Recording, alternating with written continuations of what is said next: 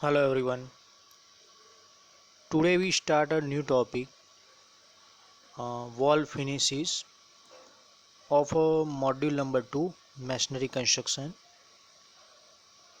Now, before starting of the wall finishes, we discuss about introduction about the wall finishes.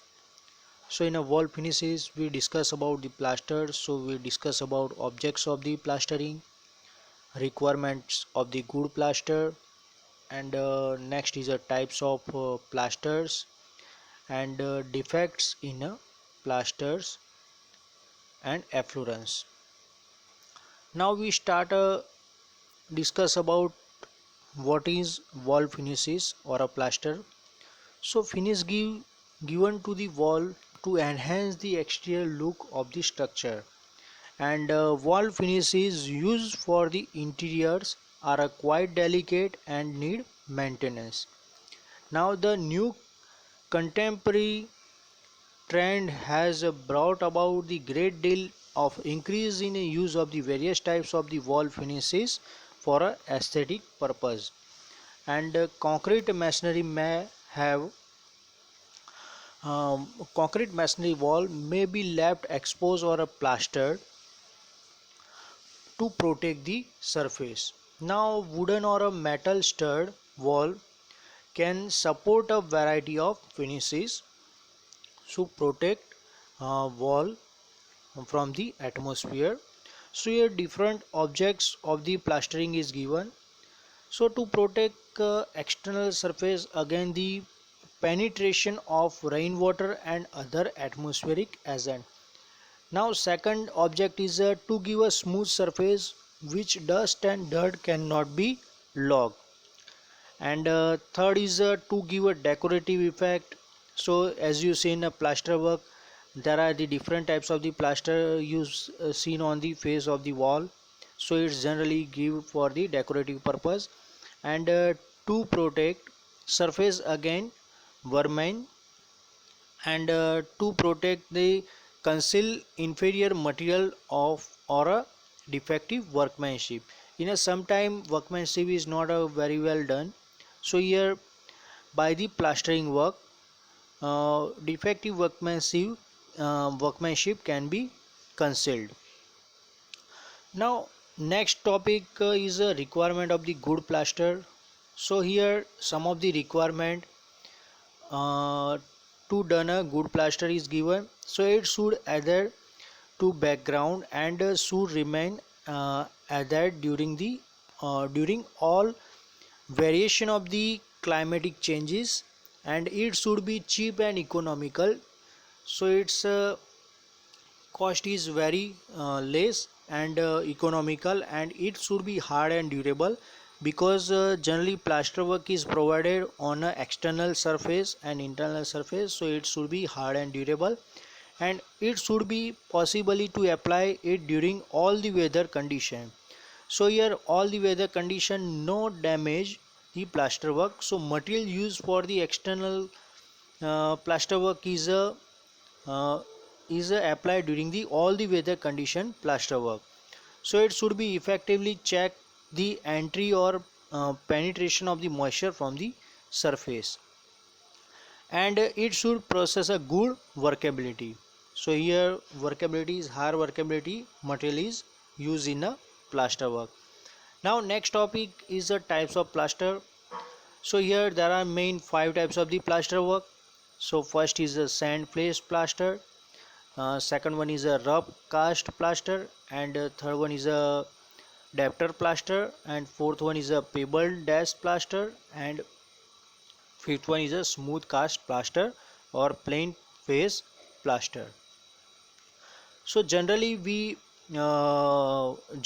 in our houses we apply smooth cast plaster or plain face plaster. So one by one we discuss on it. Now we start first is a sand face plaster. So what is sand face plaster? So the first coat of the sand face cement plaster is done with the cement mortar of the ratio of 1:4 with a coat of the sand, and after curing the plaster for 7 days, second coat of the cement plaster is applied as a ratio of the 1:3. Now here 2 ratio is given, 1:4 and 1:3. So what is 1:4? Here 1 show the 1 part of the cement and 4 show the 4 part of the sand. Similarly in a 1:3 ratio, so 1 show the 1 part of the cement and 3 show the 3 part of the sand. If we take in the form of the weight, so 1 kg weight of the cement and 3 kg weight of the sand. Now sponge is used in a second coat. It is applied when the second coat is a wet. So here sponge is applied when second coat is wet. So in a 1:3 plaster, in a second coat, sponge is applied and the the density of the sand gain appearance on the surface is equal to the equal and uniform. So it's a good look appearance of a sand face plaster. Now the surface is kept well watered at least 15 days after both the coating is completed. So it's called a sand face plaster. Now second type of the plaster work is a rough cast plaster. So this plaster is a mixture of the sand and gravel in a specified proportion. Sand and gravel in a specified proportion and dash over a freshly plastered surface. The plaster base consists of a two coat under a layer of the 12 mm thickness and 10 mm thickness, having a cement mortar ratio is a 1:3. Now here two coat is applied. First coat is a 12 mm thickness and second coat is a 10 mm thickness. So here both the plaster cement sand ratio is a 1:3. Now in order to make the base more plastic, about the 10% hydrated lime by a volume of cement shall be added while preparing the mortar. Now here 10% hydrated lime. Why we add a 10% hydrated lime? Because for getting the strength in a rough cast plaster. Now third type of the plaster is a debtor plaster. Now what is debtor plaster? This is just another form of the rough cast plaster finishes, and the rendering coat of the 12 mm thick is prepared as in case of the pebble dash finishes. Now while this coat is a wet, piece of the gravel are pressed with hand on the surface. So here debtor plaster, small pebble is compulsory required. So here pebble generally we got from the seashore or a river bank. So this type of the pebble is by forcefully pressed with the hand on the surface of the debtor plaster. Now thus it is possible to have a beautiful pattern and ornament design on the surface by selecting the material of different color. So here by the using of the different color of the pebbles, we prepare a design on the surface. Now how to prepare a debtor plaster? So first we coat we prepare a 12 mm thick plaster, and then after by hand or by manually we insert a one by one pebbles on the 12 mm thick plaster coat, and we prepare a design. Now fourth type of the plaster work is a pebble dash plaster. So it is similar of the rough cast finish. Expect the clean pebble of the size of the 6 mm to 12 mm are dashed against the surface, so they are laid in a position by the mortar applied already. So here third and fourth type of the debtor plaster and pebble dash plaster are nearer to each other, but here pebble size is fixed 6 mm to 12 mm. Now next type of the plaster is a smooth cast plaster or a plain face plaster. So this finish is just similar to sand face finish, except the fine grained sand is used instead of the coarse sand. So here smooth cast plaster or a plain face plaster, we use a smooth sand. passing from the 4.75 mm sieve. So here no sponging is done to expose the sand grain, and it is normally done in a internal wall. So all the internal wall is a smooth cast plaster is used. Now we seen the first sand face plaster. So sand face plaster is generally apply on a external wall only. In an internal wall, we apply only smooth cast plaster or a plain finished plasters. Now next is a defect in a plaster. So there are the two defects, generally main two defects arise in a plaster work. So first is a blistering of a plaster surface. So this is the formation of these small patches of the plaster swelling out beyond the plastered surface, arising out of a late slacking of the lime particle in the plaster. And second type of the defect is a flaking. So it is the formation of the very loose mass of the plaster surface due to poor bond between the successive coat. So flaking, we seen the flaking. So there are the two defects in a plaster work. Now next is a cracking. So cracking is the consist of the formation of crack or fissures in a plaster work, resulting from the following results. So here main six reason is given. So first reason is imperfect preparation of the background. So here background work is not properly done, not properly cured, or not properly uh, remove the debris, or all these things, surface is not well prepared.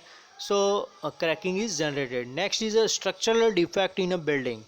So here structural defect like movements or overloaded structure weight, so cracks is generated. Next is a discontinuity of the surface. So sometime due to load, uh, crack is generated or a discontinuity the surface. And next is a movement in a background due to thermal expansion or rapid drying. So in a background side, thermal expansion is generated, and due to thermal expansion crack is generated, like due to thermal expansion steel rod is expand, or due to corrosion steel rod is corrode and expand. So this expansion crack is generated. Now next is a movement in a plaster surface itself, either due to expansion or a shrinkage. So here sometime shrinkage is you seen this due to shrinkage, crack is generated. And next is excessive shrinkage due to application of the thick coat. So if the thickness of the coat is very higher, so shrinkage is done. And faulty workmanship. So in a faulty workmanship, we include the mixing process, we include the methodology or a method for applying the code. So these two workmanship is faulty, like cement sand ratio we take a 1:4 or a 1:3, but we apply 1:6. So crack is generated because bonding between the particle is not purely done. So it's a faulty workmanship. Now next point is we start is a efflorescence. So it is the whitish crystalline substance which appears on the surface due to the presence of the salt in a plaster, making the material as well as building material like brick, sand, cement, etc., and even water. So efflorescence is seen. So here sometime white color shades seen on the surface of the plaster work. So it's called a efflorescence.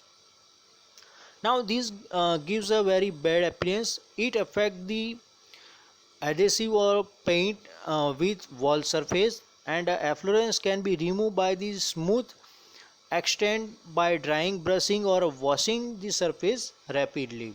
So here compulsory wire brush is required for removing the white efflorescences, or here compulsory surface is washed by the clean water.